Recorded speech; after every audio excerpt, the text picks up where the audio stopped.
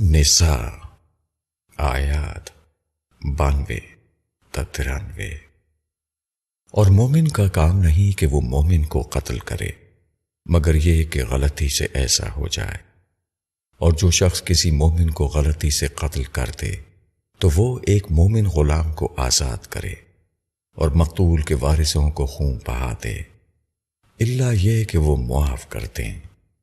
پھر مقتول اگر ایسی قوم میں سے تھا جو تمہاری دشمن ہے اور وہ خود مومن تھا تو وہ ایک مومن غلام کو آزاد کرے، اور اگر وہ ایسی قوم سے تھا کہ تمہارے اور اس کے درمیان عہد ہے تو وہ اس کے وارثوں کو خون بہا دے اور ایک مومن کو آزاد کرے۔ پھر جس کو میسر نہ ہو تو وہ لگاتار 2 مہینے کے روزے رکھے، یہ توبہ ہے اللہ کی طرف سے، اور اللہ جاننے والا حکمت والا ہے۔ اور جو شخص کسی مومن کو جان کر قتل کرے تو اس کی سزا جہنم ہے جس میں وہ ہمیشہ رہے گا، اور اس پر اللہ کا غضب اور اس کی لعنت ہے، اور اللہ نے اس کے لیے بڑا عذاب تیار کر رکھا ہے۔ تشریح: ایک مسلمان پر دوسرے مسلمان کے جو حقوق ہیں ان میں سے سب سے بڑا حق یہ ہے کہ وہ اس کی جان کا احترام کرے۔ اگر ایک مسلمان کسی دوسرے مسلمان کو قتل کر دے تو اس نے سب سے بڑا معاشرتی جرم کیا ہے۔ ایک شخص جب دوسرے شخص کو قتل کرتا ہے تو وہ اس کے اوپر آخری ممکن وار کرتا ہے، نیز یہ وہ جرم ہے جس کے بعد مجرم کے لیے اپنے جرم کی تلافی کی کوئی صورت باقی نہیں رہتی۔ یہی وجہ ہے کہ قتل عمد کی سزا خلود فی النار ہے۔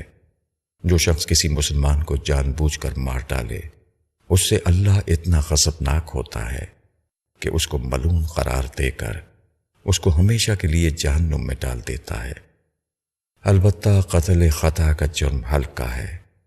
کوئی شخص کسی مسلمان کو غلطی سے مار ڈالے، اس کے بعد اس کو غلطی کا احساس ہو، وہ اللہ کے سامنے روئے، گڑ گڑائے اور مقررہ قاعدے کے مطابق اس کی تلافی کرے تو امید ہے کہ اللہ تعالیٰ اس کو معاف کر دے گا۔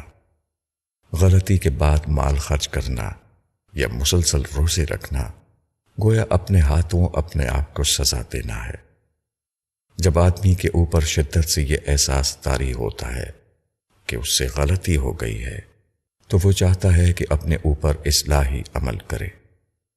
اللہ نے بتایا ہے کہ ایسی حالت میں آدمی کو اپنی اصلاح کے لیے کیا کرنا چاہیے۔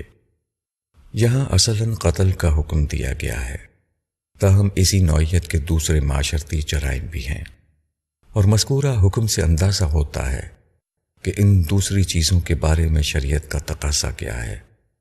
ایک مسلمان کا فرض جس طرح یہ ہے کہ وہ اپنے بھائی کو زندگی سے محروم کرنے کی کوشش نہ کرے، اسی طرح ایک مسلمان کا دوسرے مسلمان پر یہ حق بھی ہے کہ وہ اس کو بے عزت نہ کرے، اس کا مال نہ چھینے، اس کو بے گھر نہ کرے، اس کے روزگار میں خلل نہ ڈالے، اس کے سکون کو غارت کرنے کا منصوبہ نہ بنائے۔ وہ چیزیں جو اس کے لیے زندگی کے اثاثے کی حیثیت رکھتی ہیں ان میں سے کسی چیز کو اس سے چھیننے کی کوشش نہ کرے۔ ایک آدمی اگر غلطی سے ایسا کوئی فعل کر بیٹھے جس سے اس کے مسلمان بھائی کو اس قسم کا کوئی نقصان پہنچ جائے تو اس کو فوراً اپنی غلطی کا احساس ہونا چاہیے، اور غلطی کے احساس کا ثبوت یہ ہے کہ وہ اللہ سے معافی مانگے اور اپنے بھائی کے نقصان کی تلافی کرے۔ اس کے برعکس اگر ایسا ہو کہ آدمی قصداً ایسی کارروائی کرے جس کا سوچا سمجھا مقصد اپنے بھائی کو نقصان پہنچانا اور اس کو پریشان کرنا ہو تو درجے کے فرق کے ساتھ یہ اسی نوعیت کا جرم ہے جیسا قتل عمد۔